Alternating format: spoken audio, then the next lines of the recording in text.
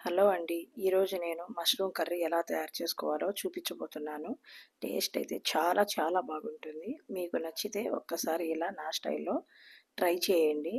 చపాతీలోకి, రైస్‌లోకి, రోటీలోకి దేంట్లో అయినా సూపర్‌గా ఉంటుంది.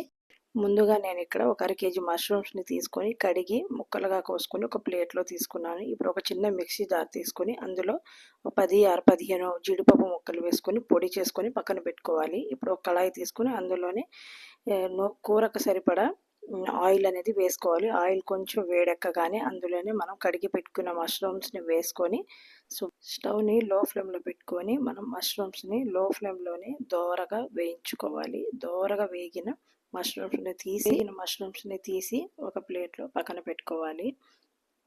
ఇప్పుడు అదే ఆయిల్‌లో స్పైసెస్ యాడ్ చేసుకోవాలి. 2 యాలక్కాయలు, 3 లవంగాలు, ఒక చిన్న దాల్చిన చెక్క, ఒక స్పూన్ జీలకర్ర, ఒక బిర్యానీ ఆకు వేసుకొని బాగా దోరగా వేయించుకోవాలి. అవి వేగిన తర్వాత ఒక మీడియం సైజు ఉల్లిపాయని పేస్టులా చేసుకొని నూనెలో వేసి బాగా వేయించుకోవాలి. ఉల్లిపాయ కూడా వేగిన తర్వాత ఒక టేబుల్ స్పూన్ అల్లం వెల్లుల్లి పేస్ట్ వేసి బాగా వేయించుకోవాలి. అవి వేగిన తర్వాత ఒక 2 టమాటాలను మిక్సీ జార్లో వేసుకొని మెత్తటి పేస్ట్లా చేసుకొని దాన్ని కూడా యాడ్ చేసుకొని బాగా ఆయిల్ పైకి వచ్చే వరకు వేయించుకోవాలి. అందులోనే కొంచెం సాల్టు, ఒక టేబుల్ స్పూన్ పసుపు యాడ్ చేసుకొని బాగా కలుపుకోవాలి.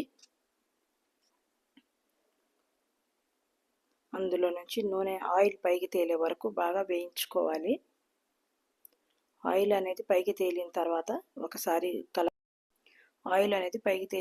ఒకసారి బాగా కలుపుకొని తర్వాత అందులో రుచికి తగినంత కారం యాడ్ చేసుకొని బాగా కలుపుకొని అందులో నుంచి కూడా ఆయిల్ పైకి తేలే వరకు బాగా వేయించుకోవాలి. ఇప్పుడు ఒక స్పూన్ ధనియాల పొడి, అలాగే ఒక అర స్పూన్ గరం మసాలా వేసుకొని బాగా కలుపుకోవాలి.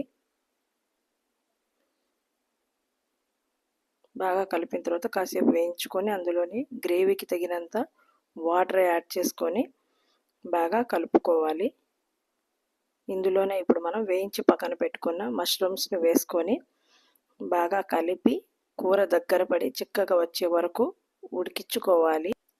ఇప్పుడు కూరపై ఇలా ఆయిల్ పైకి తేలే వరకు కూరని బాగా ఉడికించుకొని ఒక్కసారి మొత్తం ఇందులోనే ఇప్పుడు మనం మిక్సీ పట్టి పక్కన పెట్టుకున్న జీడిపప్పు పొడిని కూడా వేసుకొని మొత్తం బాగా కలుపుకోవాలి. మంటని లో ఫ్లేమ్లో పెట్టుకొని బాగా ఉడికించుకుంటే ఇలా గ్రేవీ దగ్గర పడుతుంది. ఇలా గ్రేవీ దగ్గరకు వచ్చే వరకు బాగా ఉడికించుకుంటే మన మష్రూమ్ కర్రీ అనేది రెడీ అయిపోతుంది. టేస్ట్ అయితే సూపర్గా ఉంటుందండి.